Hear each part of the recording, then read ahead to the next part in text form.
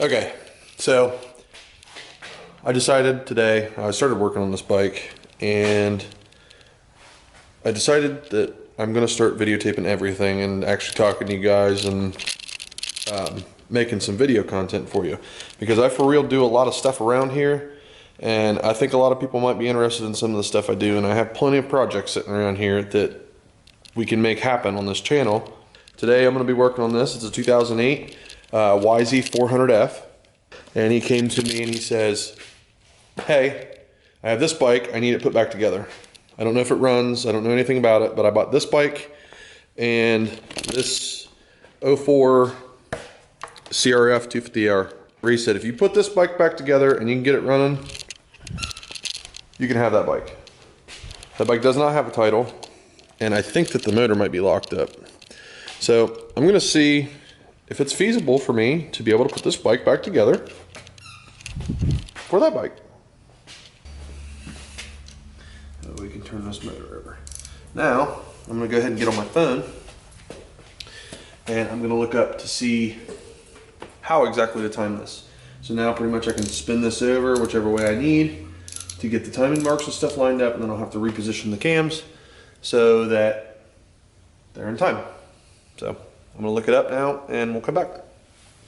So the forums of the internet say that you have to line it up down here with the eye, and then your cam lobes should be 180 degrees apart, facing apart. If somebody's watching this and is doing this, don't get confused, because inside there's a sideways eye.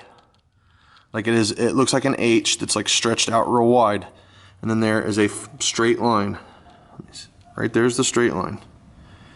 That's the one you need to line your marks up with on your right here on the case with. Okay, and now the cams up here should be 180 degrees apart, which they are not. They're in the exact wrong position. They're actually in the exact opposite way that they're supposed to be in. So I gotta fix that. So in order to fix this, I'm going to have to get this chain off. There's not going to be any other way around it. Hopefully I don't have to take that cam out. There we go. There's something up with that chain. Okay, finally got the damn chain off of the back cam so that I could get these damn things in the right place. There's two dots. One dot should be pointing straight up, one dot should be pointing straight back and be level with the top of this head. Just like that. Should be a dot on the top and a dot on the front. Dot on the front should line up with the flat part of the head. Now this side of the cam chain is going to be way harder to get back on because I already know it. This thing is being a real pain in the ass. Here, I'll zoom in a little bit so you can actually see what I'm trying to do. There's like a rubber, or not a rubber, plastic chain guide in here, and it's too close to this cam to let the cam go on there without pretty much taking the cam out. There's two dots. There's this dot and this dot right here, and the one on the side is lined up flat with the head, so we're good on that cam. Now I just gotta line these two up where they're supposed to be, just like I got time. I just need to snug these up so I can let this tensioner go, so that I can put some tension on this chain. That way I can kick this bike over and make sure that the compression and everything is okay on it. Chain tensioner is still loose. See if I can get it to snap. There it goes. See that? Nice and tight now. All I have to do is take a screwdriver and just a few times like that, and then shove that thing back in. But the top of that piston looks new. That piston actually looks brand new.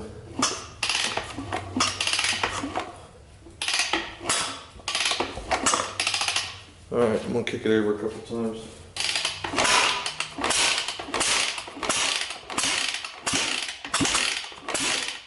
It's spitting some water at me, so that tells me that there is, in fact, water in that cylinder. Some trusty dusty air. I'm going to blow this all out, and then I'm going to spray a little bit of WD-40 down here in the cylinder and work it over a little bit more. Okay, so this bike kicks over really nice. I Put a little WD-40 down there in the cylinder. And I'm not hearing nothing in there at all. Nothing that sounds weird, funky, or nothing, so we should be able to get this thing to run. Just gotta keep plugging. All right. I guess I'll go and get them cams cleaned up real quick, because I can do that. I'll just do some WD-40 and some trip towels. All right, so I've done quite a bit to this bike since the last time I videoed. I've worked over here a few different days, but right now I'm kind of at a stopping point with it because I need a petcock because it's missing the little piece that comes out that has the fuel line on it. So I need to order a petcock, so I gotta wait on that. I don't know where this vent tube is. I need to go get a spark plug for it. Crush washers for this piece right here, for each side of it. I need a timing chain, tensioner gasket. I need a filtering cage, and then there's other 3 things I just listed. So I'm just gonna have to give out a few days, but in the meantime, I'm gonna go ahead and start ripping this thing apart so that I can start getting it finished. Because tomorrow JT's coming over and we're gonna video on the 400. I think I'm gonna have him, while I'm working on this 450R, I think I'm gonna have him start tearing this bottom end apart so that we can start getting the 400 running. 426, looking at buying a cam. So it's a 426 EX, probably have like a stage 2 cam or so in it.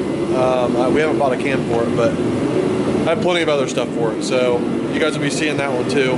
But I'm gonna go ahead and start getting this thing pulled apart. I'm gonna start getting all the plastics off of it, and we'll go from there. I'm gonna get all this shit cleaned up first.